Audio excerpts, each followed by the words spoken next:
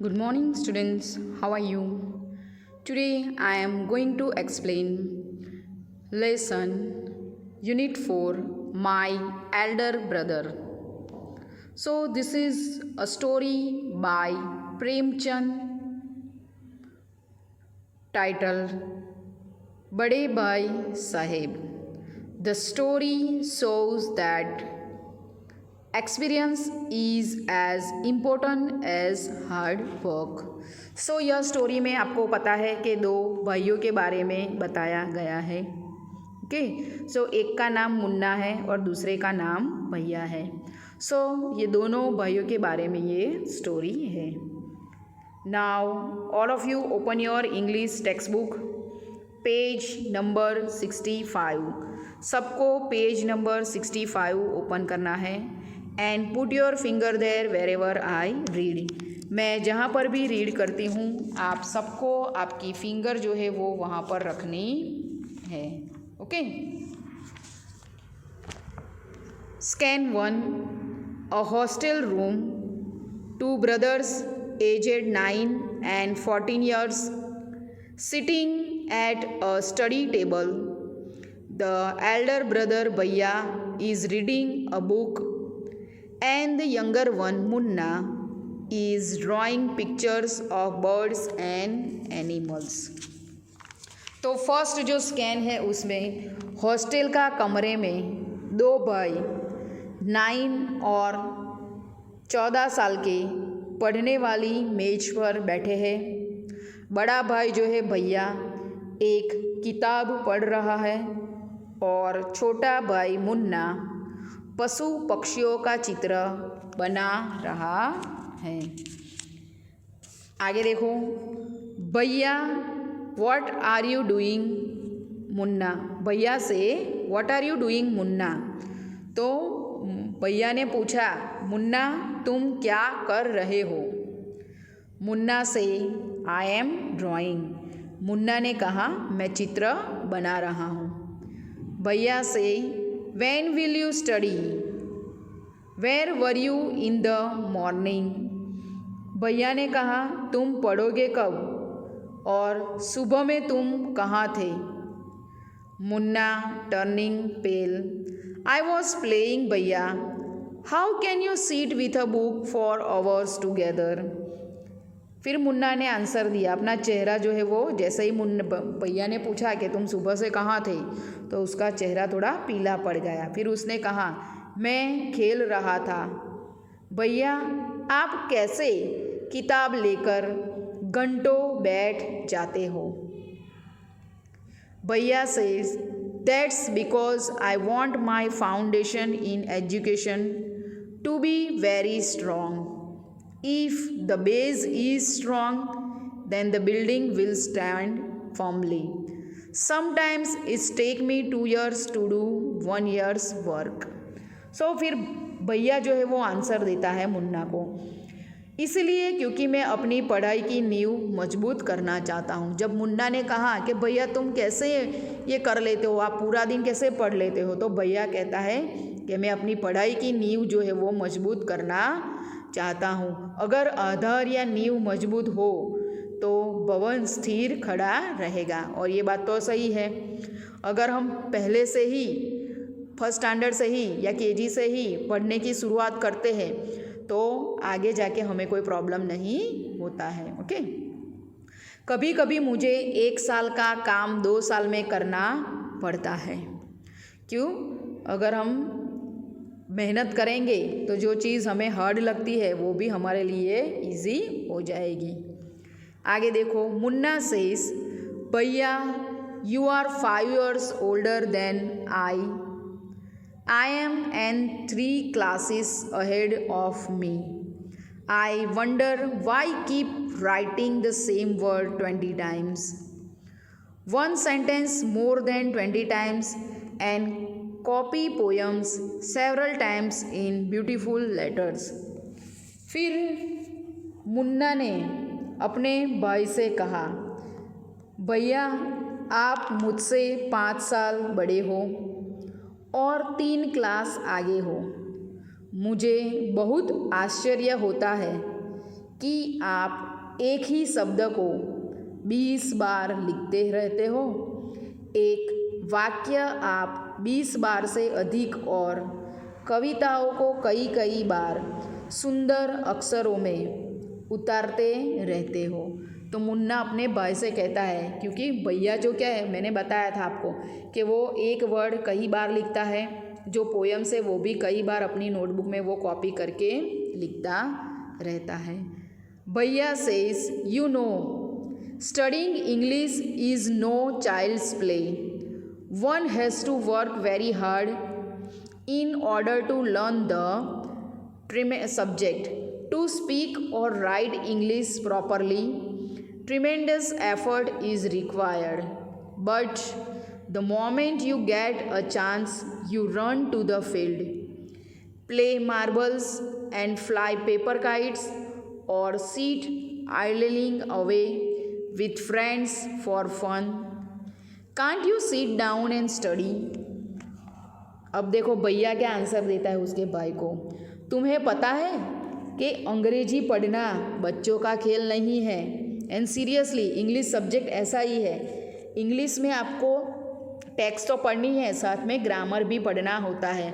अगर आपको ग्रामर नहीं आता है तो ना तो आप इंग्लिश रीड कर पाते हो, ना इंग्लिश बोल पाते हो, ना ही समझ पाते हो। ओके, तो यहाँ पर भैया भी कहता है, तुम्हें पता है कि अंग्रेजी पढ़ना बच्चों का खेल नहीं है। विषय को सीखने के लिए एक व्यक्ति को कड़ी मेहनत करनी पड़ती है। अंग्रेजी को अच्छी तरह लिखने या बोलने के लिए अत्यधिक प्रयास की मेहनत करनी पड़ती है और हमें ज़्यादा प्रयास करना चाहिए। लेकिन जैसे ही तुम्हें मौका मिल जाता है, तुम मैदान की ओर दौड़ पड़ते हो, कंचे खेलने के लिए और पतंग उड़ाने के लिए, या दोस्तों के साथ हंसी मजाक में समय बर्बाद करने के लिए। क्या तुम बैठकर पढ़ाई नहीं कर सकते? तो यहाँ पर भैया जो है वो मुन्ना को कहता है, यहाँ पर समझाता है कि क्या तुम एक जगह पर बैठकर पढ़ाई नहीं कर सकते हो? जैसे ही तुम्हें टाइम मिलता है तुम क्या करते हो? या तो पतंग उड़ाने चले जाते हो, या दोस्तों के साथ गप्पे मारने चले जाते हो, या तो फिर कंचे खेलने के लिए चले जाते हो। आगे देखो फिर मुन्ना क्या कहता है। मुन्ना फिर आगे भैया ने जो कहा वो बात पे वो विचार विमर्श करता है और कहता है, ओ भैया, there is a big mela in the village today, should we go? तो मुन्ना क्या कहता है पता है, ओ भैया, आज गांव में एक बड़ा मेला लगा हुआ है, क्या हम वहाँ चलें? तो फिर भैया कहता है, have you ever seen me going to a fair for going to watch a cricket और hockey match? I don't go near them, I prefer to study a book. I don't mind repeating a class for more than 2 years. But you might stay in the same class all your life. Do you accept to pass if you waste your time playing all the time? You are simply wasting father's hard-earned money. तो जैसे ही मुन्ना ने मेले में जाने के लिए कहा तो भैया ने देखो कैसा रिप्लाई दिया उसको। क्या तुमने मुझे मेले में जाते हुए या क्रिकेट या हॉकी मैच देखने के लिए जाते हुए कभी देखा है? मैं उनके नज़दीक नहीं जाता हूँ। मुझे किताब पढ़ना उससे अच्छा लगता है। मुझे इसकी परवाह नहीं है कि मैं एक ही क्लास को 2 साल से अधिक दोहरा रहा हूँ, लेकिन तुम एक ही क्लास में जीवन भर रह सकते हो। क्या तुम हर समय खेल में अपना समय बर्बाद कर पास होने की उम्मीद करते हो?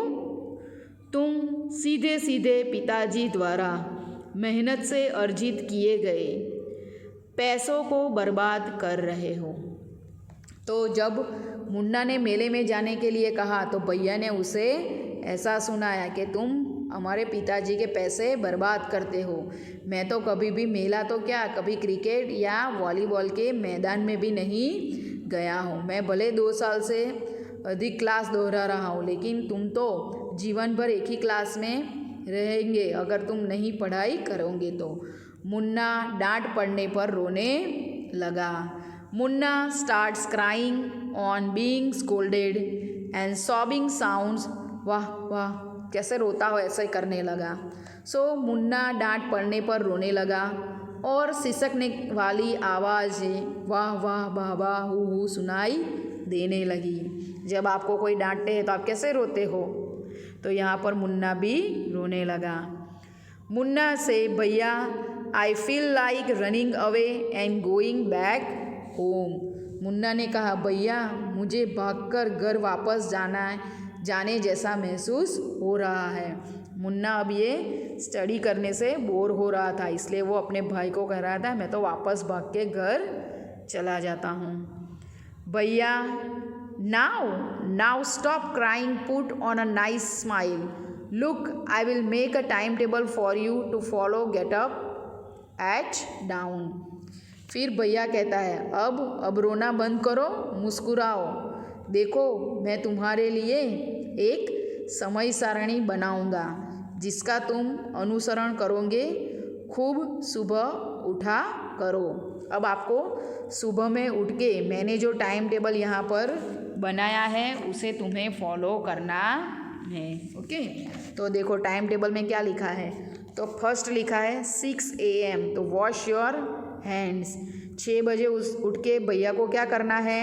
हाथ धो, नाश्ता करो और अंग्रेजी पढ़ने के लिए बैठ जाओ। फिर क्या है? सुबह 6 to 8 बजे तक उसे क्या पढ़ना है? इंग्लिश पढ़ना है। फिर 8 से 9 बजे तक उसे पढ़ना है मैथ्स यानी कि गणित। 9 से 9:30 तक उसे पढ़ना है इतिहास यानी कि हिस्ट्री। फिर है 3:30 PM। 3:30 PM को क्या करना है? स्कूल जाओ। 3:30 में स्कूल जाना है।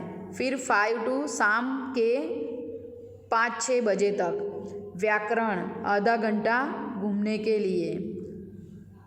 फिर शाम 6:30 to 7 बजे तक अंग्रेजी रचना और फिर रात का खाना। और रात को 8-9 बजे उसको अनुवाद करना है। फिर 9 से 10 बजे तक हिंदी पढ़ना है और 10 से 11 के बीच में उसे अन्य विषय और फिर 11 बजे उसे सो जाना है। ओके, सो भैया ने इस तरीके से टाइम टेबल बनाया था। किसके लिए? मुन्ना के लिए। आगे देखो यहाँ पर मुन्ना, but when is the time to play? भैया से play, what is the need मुन्ना? तो जब टाइम टेबल देखा तो मुन्ना ने कहा लेकिन खेलने का समय कब है? तो भैया ने कहा खेल, क्या ज़रूरत है मुन्ना खेलने की?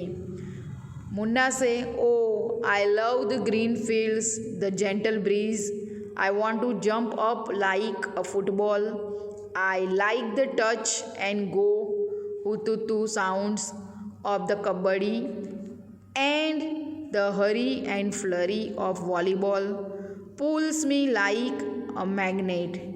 As soon as I am on the field, I forgot everything. फिर मुन्ना ने आंसर दिया, ओ मुझे हरे भरे मैदानों हल्की हवा से प्यारे हैं। मैं फुटबॉल की तरह ऊपर तक उछलना चाहता हूँ। मुझे कबड्डी में छूकर भाग जाना और हुतुतु की आवाज़ अच्छी लगती है और वॉलीबॉल की भागदौड़ तो मुझे चुंबक की तरह अपनी ओर खींचती है। जब तक मैं मैदान में रहता हूँ मैं हर चीज़ भूल जाता हूँ। ओके, सो मुन्ना यहाँ पर ये सारी बातें भैया को बता रहा है। ओके, सो आज हम स्कैन 1 तक कंप्लीट करते हैं। स्कैन 2 जो है वो हम नेक्स्ट पीरियड में करेंगे। ओके, सो स्कैन 1 तक आप सबको आपकी टेक्स्ट बुक में रीड करना है। Okay, thank you students.